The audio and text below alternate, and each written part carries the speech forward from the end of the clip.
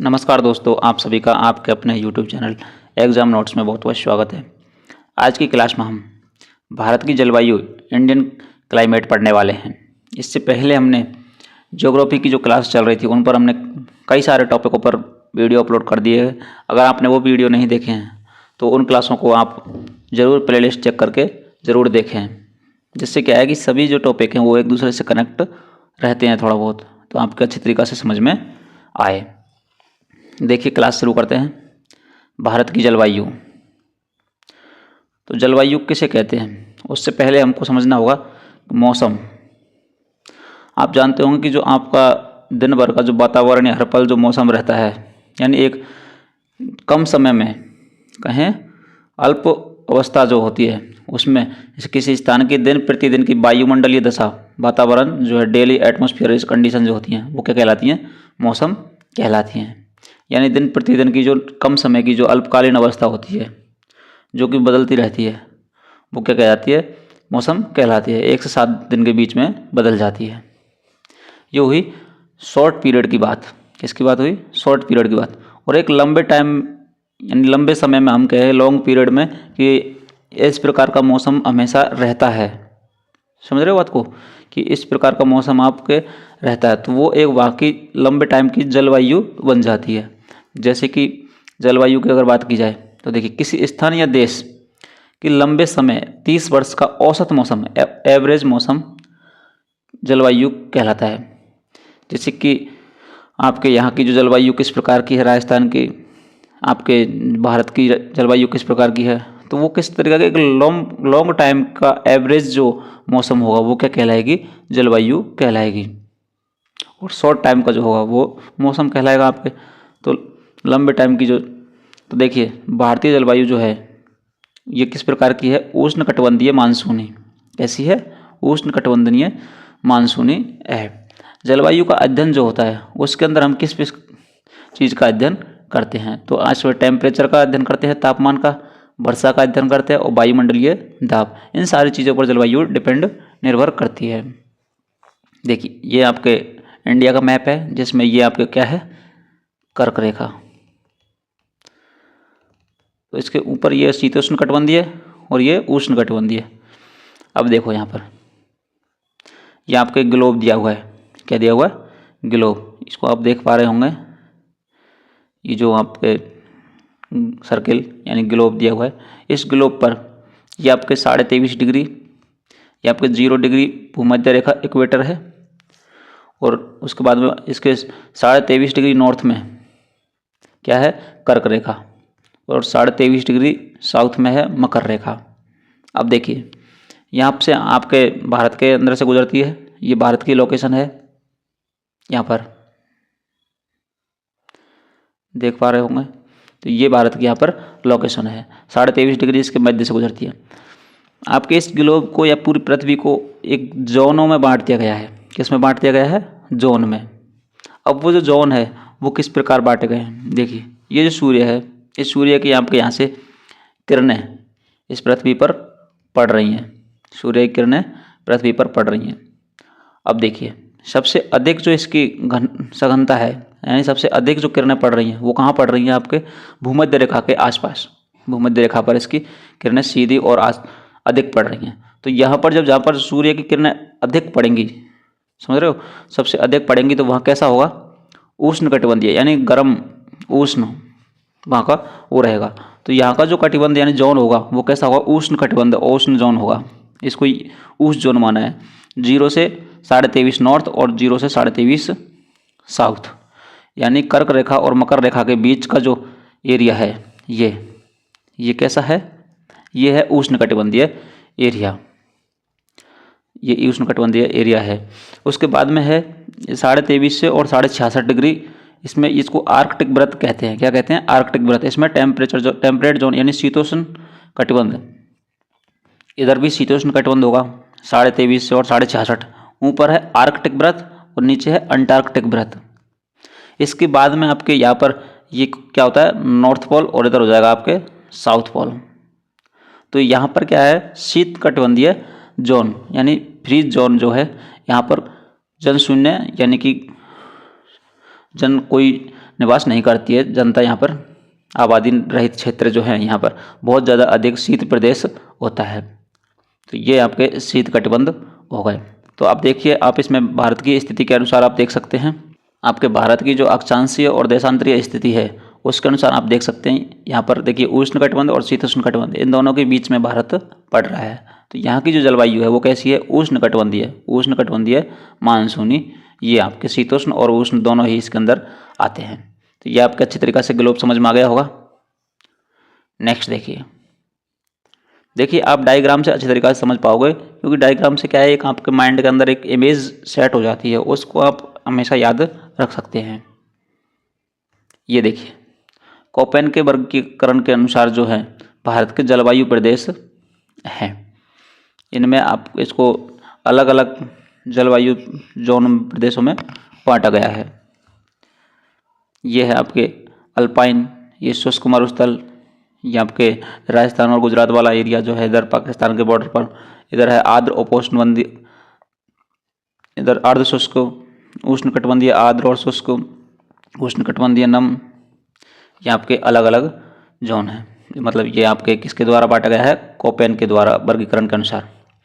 ये देखिए इधर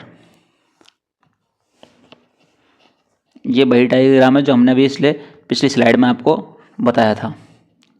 ये ट्रॉपिकल जोन जो है यहाँ पर 0 डिग्री इक्वेटर हो गया, इंग्लिश में है बस, और कुछ नहीं है।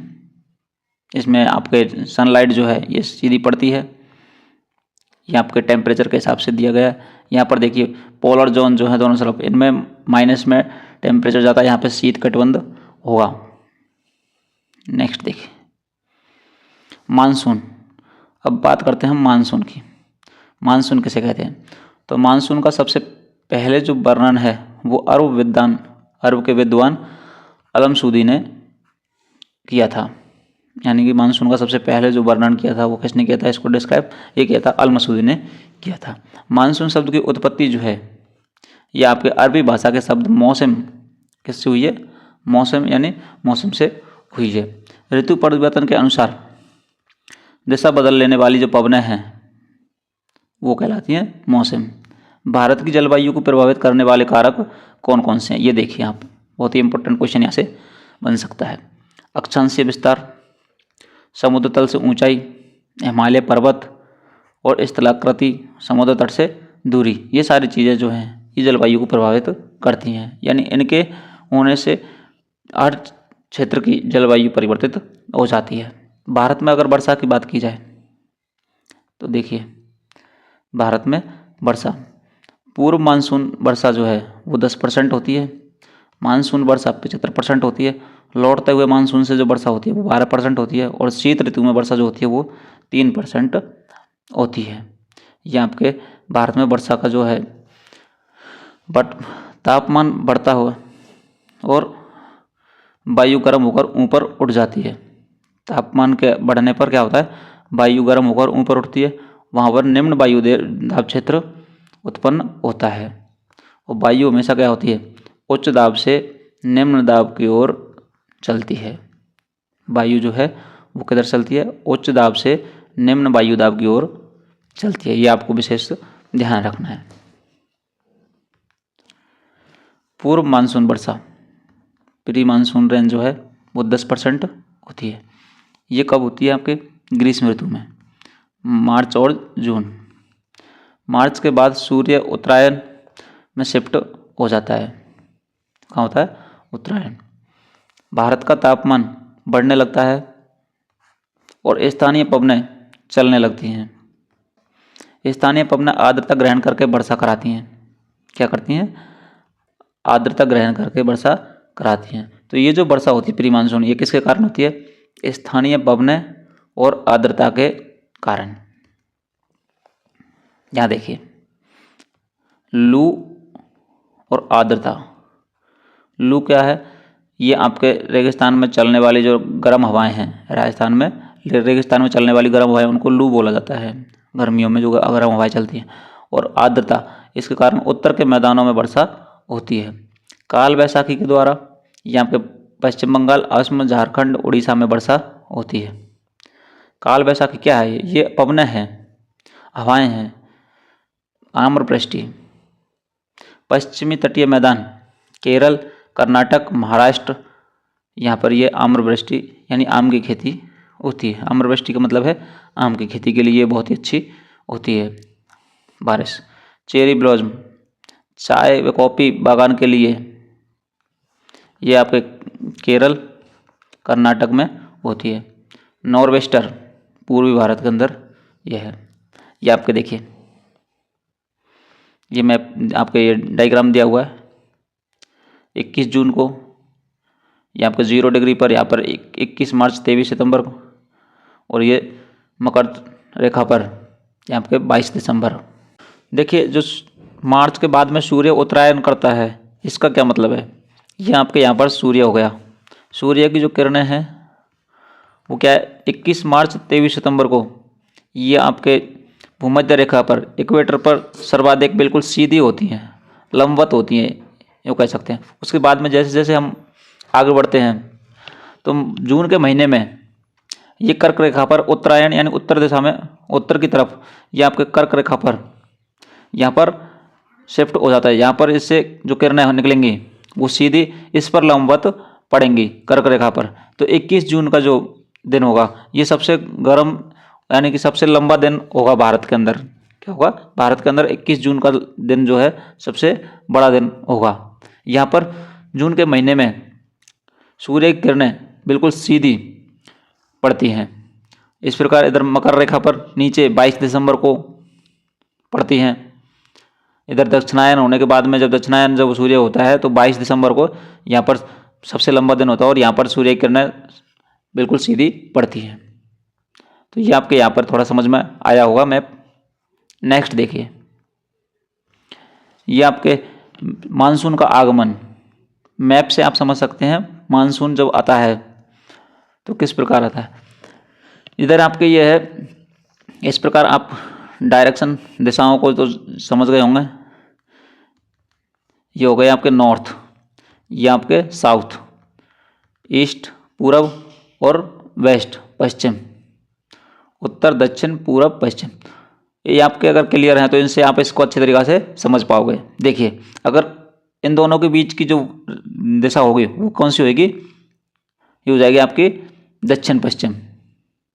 तो इस दक्षिण पश्चिम मानसून, इस डायरेक्शन से आपके मानसून उठता है जो कि दक्षिण पश्चिम मानसून कहलाता है। यहाँ से जैसे ये अरब सागर से, इधर हिंद महासागर से जो मानसून उठेगा वो कहाँ पर, ये आपके भारत की त्रिकोणीय जो नीचे की जो साउथ की जो तटीय सीमा जो है वो किस प्रकार की है, ये आपके इसकी आकृति त्रिकोणीय। तो यहाँ से जो मतलब मानसून की जो लहरें, मानसून जो हवाएं उठेंगी वो किस प्रकार, तो इससे टकरा के बाद में त्रिकोण से, जब मान लीजिए त्रिकोण है, इससे अगर आपके इस तरीक़ा से टकराएंगे तो कुछ इधर की साइड निकल जाएंगे, कुछ इधर की साइड निकलेंगे। तो इस प्रकार जो निकलेंगे तो इससे दो भागों में ये डिवाइड हो जाएंगे। इधर हो जाएंगे ये अरब सागर वाली, कौन सी हो जाएंगी, अरब सागर वाला मानसून, और इधर हो जाएगा ये बे ऑफ बंगाल यानी बंगाल की खाड़ी वाला मानसून।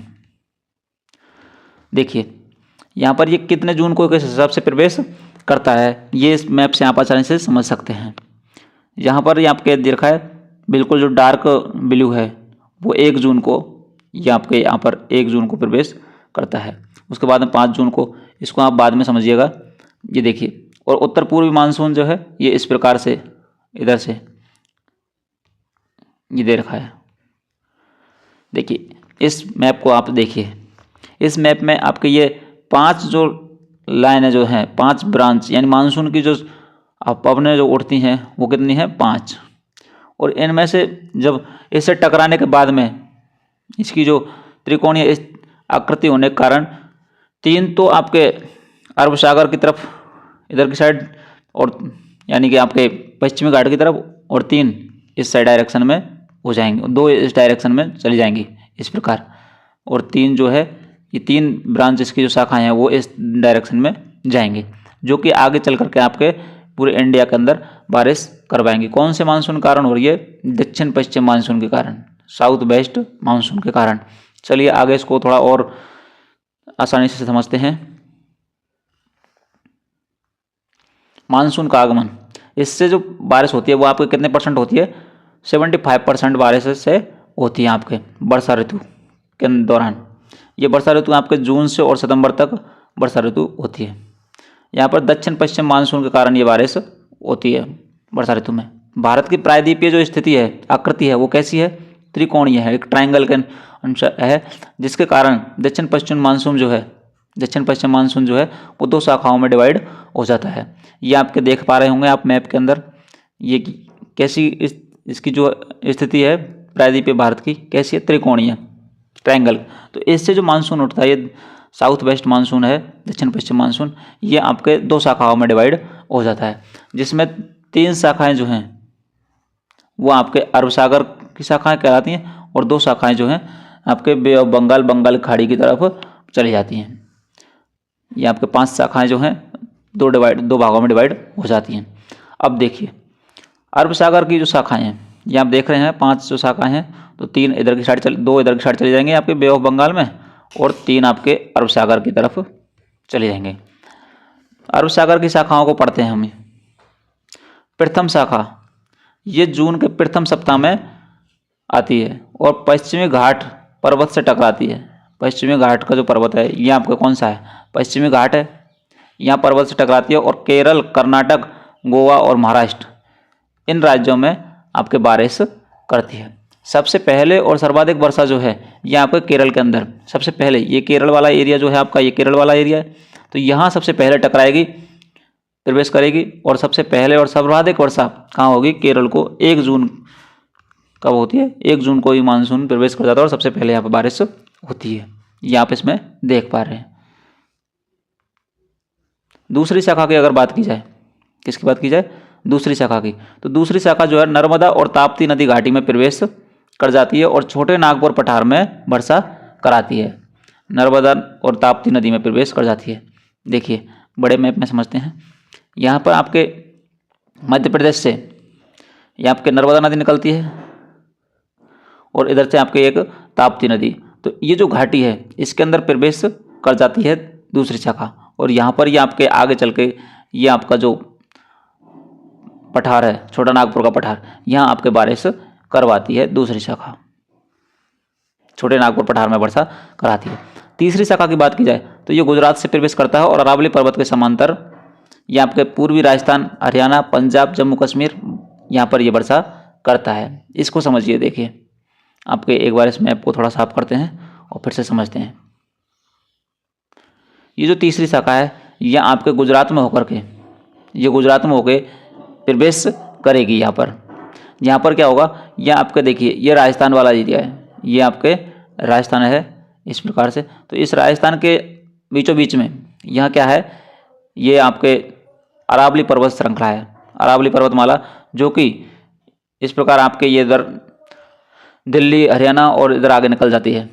अब देखिए इसके समांतर ये मानसून प्रवेश करता है, गुजरात होकर के राजस्थान में जाता है, तो इसके समांतर पूर्वी राजस्थान के अंदर, ये आपका राजस्थान हो गया, इसके अंदर इधर वाला हिस्सा कौन सा हो गया? पूर्व, और इधर हो गया पश्चिम, तो पूर्वी राजस्थान के इसके समांतर इधर बारिश ये करेगा, पूर्वी राजस्थान के अंदर और इधर ही बारिश करेगा। पश्चिमी राजस्थान में इस मानसून से बारिश नहीं होती है और इसका कारण है आपके अरावली पर्वत श्रृंखला, क्योंकि अरावली पर्वत श्रृंखला से के समांतर ये आगे बढ़ जाता है, पश्चिम दिशा में नहीं जा पाता है। तो पूर्वी राजस्थान, हरियाणा, पंजाब और जम्मू कश्मीर में ये बारिश करता है आगे। ये हो गई आपके तीनों अरब सागर की शाखा। उसके बाद में है बे ऑफ बंगाल, बंगाल की खाड़ी की शाखाएं। यहाँ से आपके 3 उसमें बट गया था, तो 3 तो चली गई थी आपके अरब सागर की तरफ और 2 चली गई आपके बंगाल खाड़ी की तरफ। तो बंगाल खाड़ी की शाखाएं पढ़ते हैं। प्रथम शाखा पूर्वोत्तर भारत में वर्षा इसी शाखा के कारण होती है। पूर्वोत्तर, ये आपके समझ रहे हैं इसको, इधर हो गया उत्तर और ये पूर्व, तो ये वाला जो हिस्सा होगा, ये वाला जो हिस्सा है पूरा, ये पूर्वोत्तर भारत। कौन सा भारत है? पूर्वोत्तर भारत। इसके अंदर जो बारिश होती है वो प्रथम शाखा के कारण होती है। किसके कारण होती है? प्रथम शाखा के कारण होती है। मेघालय के पठार के दौरान कहाँ पर होती है? मेघालय के पठार में। देखिए ये जो शाखाएं प्रवेश करेंगी, तो ये जो मेघालय यहाँ से प्रवेश करेंगी, तो मेघालय के अंदर जो बारिश होगी वो किससे होगी, ये आपके प्रथम शाखा से होगी।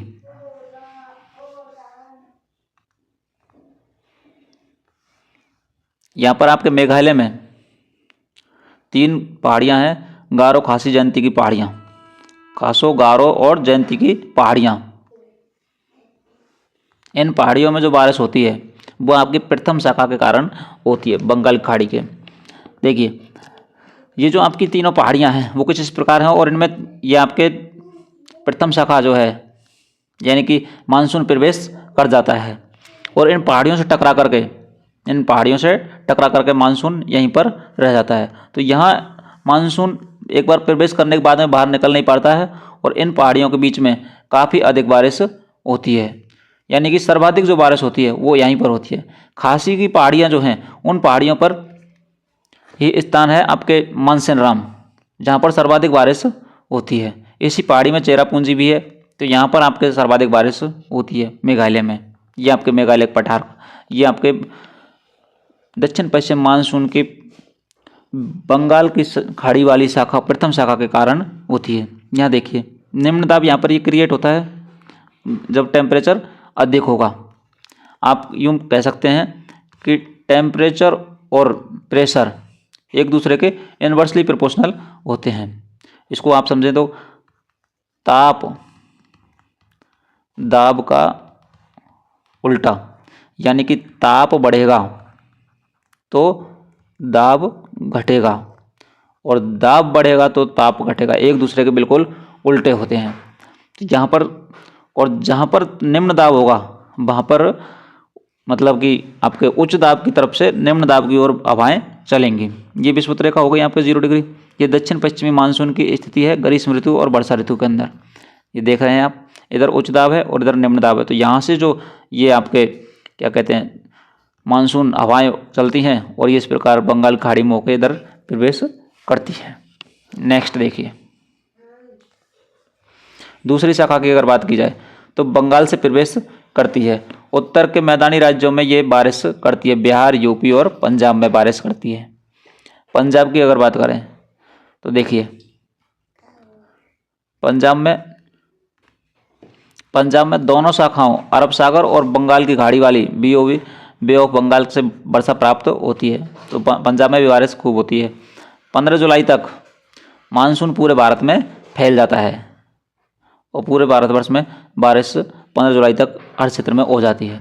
लेकिन दक्षिण पश्चिम मानसून जो है इसके कारण आपके तमिलनाडु और पश्चिमी राजस्थान में बारिश नहीं होती है।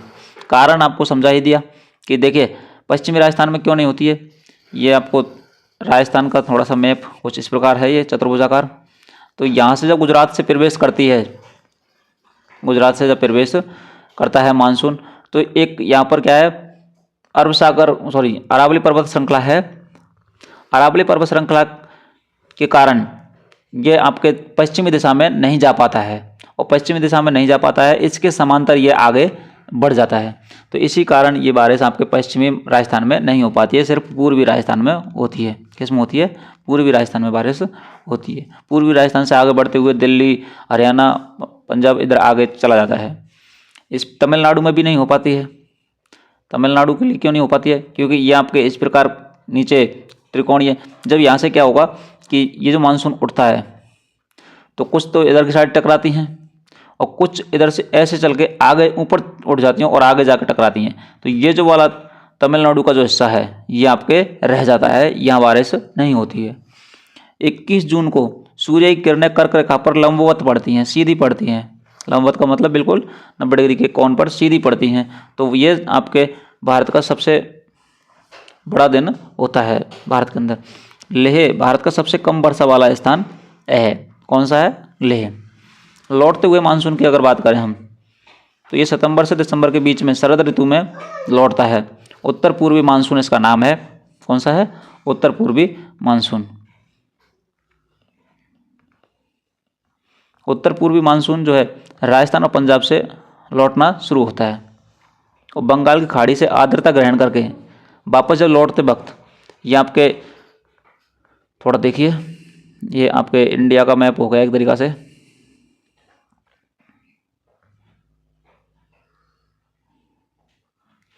यहाँ से आपके राजस्थान और पंजाब से, ये आपके राजस्थान और पंजाब हो गए, यहाँ से लौटना शुरू करेगा। ये कहाँ से लौटना शुरू करेगा? ये आपके राजस्थान पंजाब से लौटना जब शुरू करेगा इधर होके, तो ये बंगाल की खाड़ी में होके जब आएगा, ये बंगाल की खाड़ी यहाँ पर BOB, यहाँ से तो यहाँ से क्या होगा कि आपके बंगाल की खाड़ी से आर्द्रता ग्रहण करके, और ये तमिलनाडु का जो कोरोमंडल तट है यहाँ पर बारिश करता है। शीत ऋतु में सर्वाधिक बारिश कहाँ होती है? आपके तमिलनाडु में होगी। ये आपके नेक्स्ट देखिए, लौटता हुआ मानसून देखिए, समझिए। लौटते हुए मानसून की दिशा जो है कौन सी होती है? उत्तर पूर्व, उत्तर पूर्व मानसून होगा। तो यहाँ पर क्या हो जाएगा? उच्च दाब हो जाएगा राजस्थान और पंजाब इधर की साइड। 23 सितंबर के बाद जब सूर्य दक्षिणायन होने लगता है, 23 सितंबर के बाद में सूर्य क्या होता है? दक्षिणायन यानी दक्षिण की ओर बढ़ता है। इधर की साइड देखिए, 23 सितंबर हो गया, इसके बाद में आपके दक्षिण की ओर बढ़ेगा, मकर रेखा की ओर जब सूर्य बढ़ता है, दक्षिणायन होने लगता है, तो उस टाइम जिधर की साइड बढ़ेगा, या कहें अपन सूर्य जहाँ होगा वहाँ क्या होगा? ताप अधिक होगा, सीधी सी बात है, गर्मी होगी, ताप अधिक होगा जिधर सूर्य होगा। तो 22 दिसंबर को अधिक ताप किधर होगा? इधर। और ताप जहाँ अधिक होगा वहाँ पर क्या होगा? दाब कम होगा, निम्न दाब होगा। क्या होगा? निम्न दाब। और निम्न दाब होगा तो हवाएं किधर चलेंगी? अधिक दाब से निम्न दाब की ओर। हवाएं किधर चलेंगी? अधिक दाब से निम्न दाब की ओर हवाएं चलेंगी, उच्च दाब से। ये उच्च दाब हो गया इधर, और यहाँ से हवाएं जो है निम्न दाब की ओर चलेंगी। तो देखिए, मानसून जब लौटेगा तापमान कम होगा तो दाब उच्च होगा, क्योंकि यहाँ पर तापमान कम हो जाएगा सर्दियों में इस टाइम पर। अब यहाँ पर पवनें वापस लौटने लगती हैं, तो वापस लौटेंगी तो उत्तर पूर्वी पवनें जो हैं, मानसूनी पवनें, ये इधर से निकलेंगी, बंगाल खाड़ी से आर्द्रता ग्रहण करेंगी, और ये जो तमिलनाडु वाला कोरोमंडल तट है यहाँ पर क्या करेंगी? ये बारिश करेंगे। शीत ऋतु में भारतीय मानसून की स्थिति, उत्तर पूर्वी मानसूनी पवनें जो हैं ये आपके दिया हुआ है इसके अंदर। तो ये इधर से इधर निम्न दाब होगा, उच्च दाब से निम्न दाब की ओर बह करके यहाँ पर बारिश करवाएंगी तमिलनाडु में। पवनों की वापसी सर्वप्रथम पंजाब और राजस्थान से होती है, यह आपके समझ में आया होगा। नेक्स्ट देखिए, मानसून का आगमन और लौटते हुए मानसून दोनों का मैप आपको दिखाया हुआ है। ये आपके दाब और ताप वाला उत्तरायण और दक्षिणायन, सूर्य से इसको कनेक्ट करेंगे। जहाँ सूर्य होगा, जहाँ सूर्य की रेखाएं सीधी पड़ेंगी वहाँ पर क्या होगा? ताप अधिक होगा। ताप, इसको हम सीधा सूर्य से जोड़ सकते हैं। जहाँ सूर्य होगा वहाँ ताप क्या होगा? अधिक होगा, और अधिक होगा तो दाब क्या हो जाएगा? आपके दाब निम्न दाब होगा, दाब निम्न होगा। तो यहाँ देखिए, इधर क्या होता है? गर्मियों में जून के महीने में सूर्य यानी दक्षिण उत्तरायण होने लगता है। उत्तरायण का मतलब ये आपके कर्क रेखा पर आता है, ये आपकी कर्क रेखा हो गई। कर्क रेखा पर जब सूर्य आएगा, उत्तरायण होने लगा, तो इधर भारत के अंदर क्या हो जाएगा? निम्न दाब क्रिएट हो जाएगा। क्या हो जाएगा? लो प्रेशर, ताप अधिक हो जाएगा और निम्न दाब क्रिएट हो जाएगा। तो ये जो मानसून उठेगा और ये आपके मानसून का आगमन हो जाएगा, बारिश कराएगा, आपको बता चुके हैं।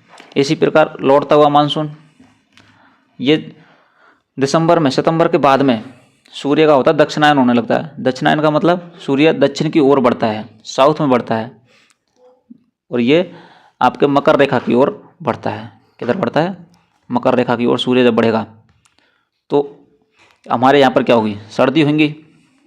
सितंबर के बाद में क्या हो जाएंगे? सर्दियाँ स्टार्ट हो जाएंगी दिसंबर माह में, और यहाँ पर सूर्य नहीं रहेगा, तो सूर्य यहाँ पर रहेगा तो ताप यहाँ अधिक हो जाएगा, ताप यहाँ अधिक होगा और निम्न दाब होगा। दाब क्या हो जाएगा? निम्न दाब। तो यहाँ से उच्च दाब, यहाँ क्या हो जाएगा? उच्च दाब और ताप कम। तो ये जो पवन है ये इस प्रकार वापस लौटेंगी, उच्च दाब से निम्न दाब की ओर वापस मानसून लौटेगा, यानी पवन हवाएं जो हैं ये वापस लौटेंगी। ये आपके समझ में आया होगा। जिसके कारण लौटते हुए मानसून, लौटता हुआ मानसून कौन सा है? उत्तर पूर्वी मानसून। और ये जो आने वाला मानसून है ये कौन सा मानसून है? आपके दक्षिण पश्चिम मानसून, दक्षिण पश्चिम मानसून है। नेक्स्ट देखिए, अब ये आपके लास्ट है।